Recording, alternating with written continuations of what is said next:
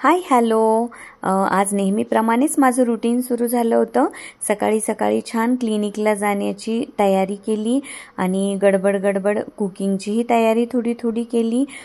पण सकाळी जाऊबाईचा फोन आला आणि आज आपण शॉपिंगला जाऊयात असं आमचं दोघींचं ठरलं. आणि त्यामुळे मग मी OPD मधून सारखी घरी येऊन अशी कुकिंगची तयारी करत होते. एकदा आली कांदा परतला, त्यानंतर आली पोळ्यांचा चुरा केला.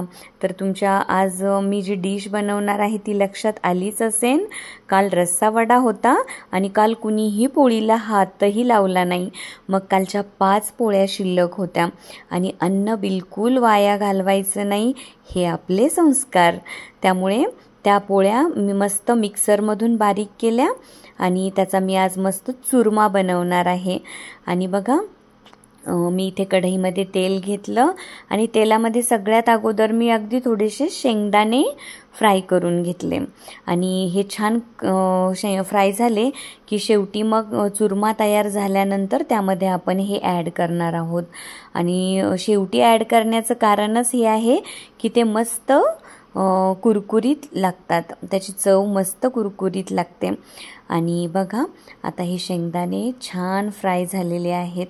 अन्न वाया घालवायचं नाही, हे यासाठी की मम्मी पप्पा नेहमीच म्हणायचे आणि सासू सासऱ्यांच्याही नेहमी तोंडात असतं की अन्नाची किंमत त्यांना विचारा ज्यांना ते मिळणं अवघड आहे किंवा अशक्य आहे. तर त्यामुळे आम्ही पूर्ण फॅमिली सगळेजण एक नियम पाळतो की आम्ही अन्न अजिबात वाया घालवत नाही. आजचा भात उद्या फोडणी देऊन आपण खाऊ शकतो. आजच्या उरलेल्या पोळ्या आपण उद्या असा चुरमा बनवून खाऊ शकतो किंवा ती पोळी गरम करून आपण दुसऱ्या दिवशी भाजीसोबतही खाऊ शकतो. आणि हे बघा, मी इथे कांदाही कसा घेतला आहे. कांद्याची पात जी आणली होती ना, त्याला हे कांदे निघाले आणि मग ते कांदे मसाल्याच्या भाजीसोबत वगैरे छान लागतात. पण मी ते आज ह्या चुरमामध्ये इतर कांद्यांसोबत मस्त चॉपरला बारीक करून घेतले आणि मग मी ते चुरमासाठी वापरले. कढईमध्ये तेल घेऊन त्यामध्ये मोहरी आणि जिरे छान फ्राय करून घेतले आणि त्यानंतर मी त्यामध्ये कांदा ॲड केला आणि मग कांदा मी थोडंसं मीठ टाकून परतून घेते. असं मीठ टाकून परतवला की कांदा छान लवकर गुलाबी रंगाचा होतो, म्हणजे तो लवकर परतला जातो. हे बघा किती छान कांदा परतला जातोय. आणि आता कांदा परतून झाला आहे आणि बघा मस्त गुलाबी रंगाचा हा कांदा झाला आहे. त्यानंतर मी आता ह्यामध्ये ॲड करणार आहे काही पावडर्ड मसाले. पण तेवढ्यातच पुन्हा पेशंटचा फोन आला आणि मला पुन्हा OPDमध्ये जावं लागलं आणि तिथून पुन्हा आल्यानंतर कुकिंगला पुन्हा सुरुवात झाली. आणि बघा, असं माझं येता जाता हे कुकिंग सुरू होतं. कारण मला दुपारी 2 वाजेला म्हणजे अगदी वेळेत, म्हणजे कसं 2 ते 5 हा आम्हाला मनसोक्त टाईम मिळाला पाहिजे. ह्यासाठी पटपट 2 वाजेच्या आत मला कुकिंग उरकून माझ्या छोट्या जाऊबाईसोबत मस्त शॉपिंगसाठी जायचं होतं. आणि बघा, मग मी आता ह्या कांद्यामध्ये ॲड केलं 2 चमचे एवढं लाल मिरची पावडर आणि अर्धा चमचा एवढी हळद आणि त्यामध्ये मी टाकली बारीक कट करून घेतलेली ही कोथिंबीर आणि ते सगळं व्यवस्थित मिक्स करून मी छान परतवून घेतलं. हे सगळं छान आणि पेशन्सने परतवून घेण्याला खूप महत्त्व आहे. आणि बघा, आता मी यामध्ये ॲड करत आहे हा पोळ्यांचा करून घेतलेला चुरमा. मी मिक्सरला बारीक करून घेतला आहे आणि बघा एवढा फाईन तो तयार झाला आहे. आणि मी तो चुरमाही आता आपण तयार करून घेतलेल्या मसाल्यामध्ये छान मिक्स केला आणि छान बराच वेळ निवांत परतवून घेतला. आणि आम्ही पोळ्यांचं पीठ भिजवताना त्यामध्ये मीठ ॲड करत नाही, त्यामुळे मी अगदी थोडंसं मीठ आता ह्या चुरमामध्ये ॲड केलं आणि खूप सारी बारीक कापून घेतलेली कोथिंबीर ॲड केली आणि हे सगळं छान परतवून घेतलं. कोथिंबीर ॲड केल्यानंतरही सगळं छान मिक्स करून परतवून घेतलं. आणि हे बघा, आता ही स्टेनलेस स्टीलची कढई आहे, त्यामुळे सतत हात हलवत राहणं आणि सतत असं परतवत राहणं ते खूप आवश्यक असतं. आपण सगळेच लहानपणापासून शिकत आलोय की अन्न हे पूर्ण ब्रह्म आहे. त्यामुळे ते वाया घालवू नये आणि त्याचा अपमानही करू नये हे अगदी लहानपणापासूनच आपल्या मनावर रुजवलं गेलं आहे. त्यामुळेच अशा प्रकारे आपण काल उरलेल्या अन्नाचा वापर असा दुसऱ्या दिवशी करू शकतो किंवा ज्यांना त्या अन्नाची आवश्यकता आहे तर त्यांनाही आपण ते अन्न देऊ शकतो. आणि हे बघा, आता हे तळून घेतलेले शेंगदाणे मी ह्या चुरमामध्ये ॲड केले आणि त्या शेंगदाण्यांचं तेल वाटीला लागलेलं होतं म्हणून ते तेलही असं ह्या चुरम्याला पुसून घेतलं.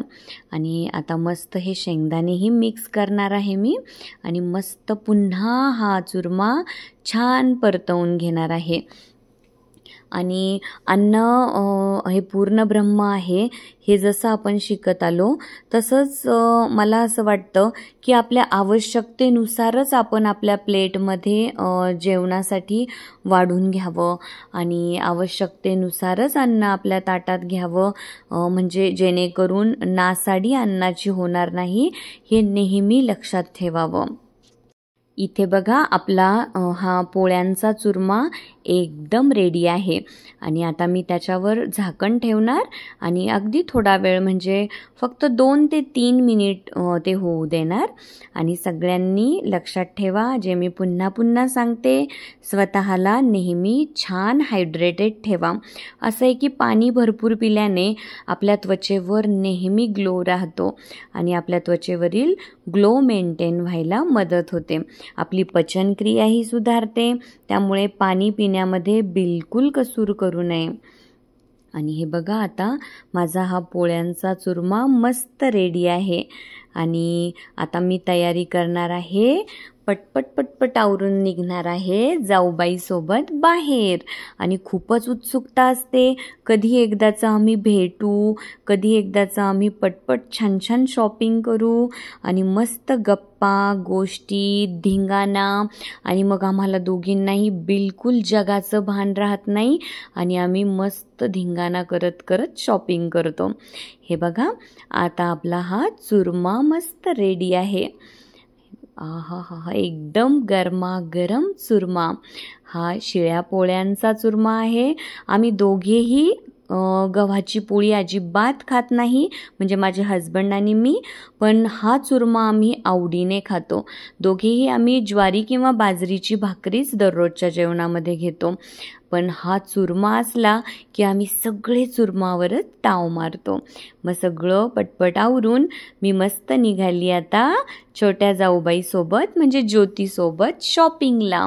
आम्ही दोघीही शॉपिंगसाठी एवढ्या क्रेझी आहोत ना, म्हणजे महिन्यातून कमीत कमी एक तरी चक्कर आम्ही सोबत मारतो म्हणजे मारतोच. म्हणजे कसलं ना कसलं शॉपिंग सतत चालूच असतं आणि वस्तू तशा आवश्यकच असतात म्हणूनच घेतो, म्हणजे असं वेस्ट असं काहीच नसतं. पण सोबत शॉपिंग करायला खूप मज्जा येते. आणि झालं आता आमचं शॉपिंग. अगदी काउंटरपर्यंत म्हणजे बिलिंग काउंटरपर्यंत येईपर्यंत नजर अशी सारखी भिरभिरत असते. आणि त्यानंतर संध्याकाळची OPD आवरून मी आले सगळ्यात छोट्या जाऊबाईकडे म्हणजे पल्लवीकडे. हळदी कुंकू होतं आणि हळदी कुंकूसाठी आम्ही सगळ्या मैत्रिणी, आम्ही तिघी जाऊबाई आणि सासूबाई, आम्ही सगळे असे जमा झालो होतो. आणि हळदी कुंकू समारंभही मस्त पार पडला. सगळ्यांनी खाणं वगैरे एन्जॉय केलं, गप्पा गोष्टी धिंगाणा. आणि हळदी कुंकू म्हणजे तरी काय असतं, मस्त सगळ्या मैत्रिणींचं नातेवाईकांचं गेट टुगेदर असतं. आणि हे बघा, आता सगळ्या इथे छान छान बसल्या आहेत साडी वगैरे घालून. मी मात्र क्लिनिकमधून झटपट आवरून तशीच आली. आज मी काही साडी वगैरे घालण्याच्या मूडमध्ये नव्हते. आणि हे बघा, ह्या आहेत माझ्या सासूबाई, माझ्या दोघी जाऊबाई, सासूबाई आणि सगळ्या इथे जमलेल्या मैत्रिणी. आणि हे बघा माझ्या छोट्या जाऊबाईचं घर. आणि मस्त हा माझा भाऊ. आणि मस्त आम्ही सगळ्यांनी गप्पा एन्जॉय केल्या.